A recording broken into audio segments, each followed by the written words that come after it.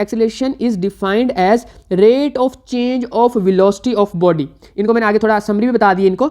देखें, अगर वेलोसिटी में कोई चेंज आ रही है विद रिस्पेक्ट टू टाइम तो हम उसको क्या बोलेंगे, एक्सेलरेशन है। वेलोसिटी को टाइम से डिवाइड कर दो। अब चेंज यानी कि चेंज इन वेलोसिटी को, अब चेंज इन वेलोसिटी क्या होती है, चेंज इन वेलोसिटी कैसे निकाली जाती है, उसको डेल्टा वी बोलते हैं। चेंज इन वेलोसिटी को क्या बोलते हैं बच्चों, डेल्टा वी। मैं यहाँ लिख देता हूँ, तो delta we change in velocity को हम निकालते हैं जो पहले वेलोसिटी थी उसकी, जो बाद में वेलोसिटी है उसमें से उसको माइनस कर दो, यानी कि वी एफ माइनस वी आई। ये क्या है, change in velocity.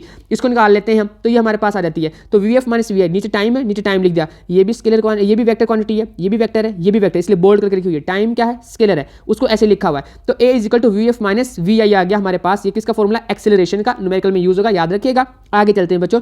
SI unit of acceleration है मीटर पर सेकंड स्क्वायर, और ये वेक्टर क्वांटिटी है, ये मैं बता ही चुका हूं।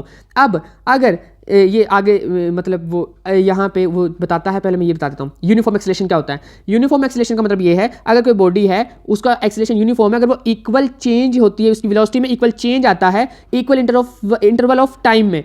अगर टाइम को इक्वल, टाइम के छोटे छोटे इंटरवल्स बना लिए जाएं और उन इंटरवल्स के अंदर वेलोसिटी को मेजर किया जाए, तो जो चेंज इन वेलोसिटी है उसमें वो इक्वल रहे, तो हम कहेंगे यूनिफॉर्म एक्सेलरेशन है। यानी कि स्मॉल इंटरवल ऑफ टाइम के अंदर भी, जितने मर्जी स्मॉल रख लो, उन इंटरवल ऑफ टाइम के अंदर भी जो चेंज इन वेलोसिटी है वो सेम रहता है, तो उसका यूनिफॉर्म एक्सेलरेशन होगा। तो ये हमारे पास बातें हो गई हैं। एक चीज़ और यहाँ देख लें गौर से बच्चों, अगर एक्सेलरेशन जो है ना वो किसी भी बॉडी की यहाँ पे साथ बताई हुई है, इंटरेस्टिंग या यूजफुल इंफॉर्मेशन बताया हुआ है, वो ये बताया हुआ है कि अगर किसी भी बॉडी की जो वेलोसिटी है वो डिक्रीज हो रही है, तो उसका जो एक्सेलरेशन, जैसे ये है ना, ये डिक्रीज हो रही है, उसका जो एक्सेलरेशन है वो नेगेटिव होगा, उसके ऑपोजिट डायरेक्शन में होगा। अगर किसी चीज़ की वेलोसिटी इंक्रीज हो रही है तो उसका एक्सेलरेशन उसी डायरेक्शन में होगा और वो पॉजिटिव होगा। जैसे हम बॉल को ऊपर फेंकते हैं तो उसकी वेलोसिटी आहिस्ता आहिस्ता आहिस्ता कम होती है, क्योंकि ग्रेविटी उसको नीचे खींचती है, वो ऊपर जा रही है, तो हम उसके लिए एक्सेलरेशन नेगेटिव लेते हैं, माइनस जी लेते हैं, माइनस यानी कि ग्रेविटी लेते हैं, उसका 10 -10 की वैल्यू लेते हैं।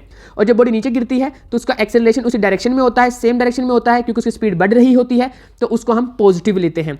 यूनिफॉर्म एक्सेलरेशन की बात होगी। अब जो यहाँ पे देखो, मोशन की बात कर रहे थे हम, मोशन से आगे हमने दो टॉपिक पढ़े थे, वो था स्केलर का और वेक्टर का। अब स्केलर में क्या होता है, स्केलर क्वांटिटी सिर्फ दो थी, यानी कि स्केलर में सिर्फ मैग्नीट्यूड बतानी होती है। दो क्वांटिटी थी स्केलर, एक क्या थी, डिस्टेंस, और ये डिस्टेंस थी, यानी कि कोई भी दो पॉइंट के दरमियान लेंथ डिस्टेंस है। डिस्टेंस को अगर हम टी से डिवाइड करते थे, यानी कि rate of change of distance इसका था स्पीड, उसी तरह से, और इसका मीटर पर सेकंड यूनिट था, ये हमने पढ़ लिया था, और इसको रिप्रेजेंट किया जाता था स्पीड को वी से, और वेलोसिटी को भी वी से रिप्रेजेंट किया जाता है। वैसे दोनों की रिप्रेजेंटेशन सेम है।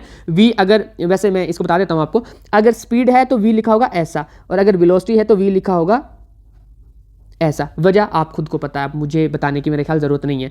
ये वी के साइज सेम रहेगा, पर ये बोल्ड करके लिखा जाएगा, क्योंकि वेक्टर को बोल्ड करके लिखते हैं, मैंने बता दिया। खैर, वेक्टर जो है वो वेक्टर की 3-4 क्वांटिटीज़ यहाँ पे यूज़ हुई हैं। पहली क्या है, डिस्प्लेसमेंट, यानी कि दो पॉइंट के दरमियान सबसे छोटा डिस्टेंस। फिर अगर उस डिस्प्लेसमेंट को, जो कि डी के से रिप्रेजेंट किया जाता है, टाइम से डिवाइड कर दो, तो rate of change of displacement is called velocity, ये हमने पढ़ लिया।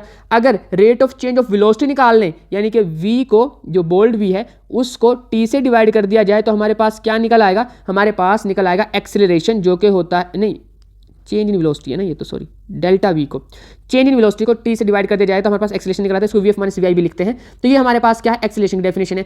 एक्सेलरेशन पॉजिटिव भी हो सकता है, नेगेटिव भी हो सकता है, उसकी वैल्यू पॉजिटिव भी हो सकती है, नेगेटिव भी हो सकती है, तो उसको हम आगे देखते हैं, क्योंकि आगे उसको डिफाइन करता है। ये अभी तक की समरी होगी हमारे पास।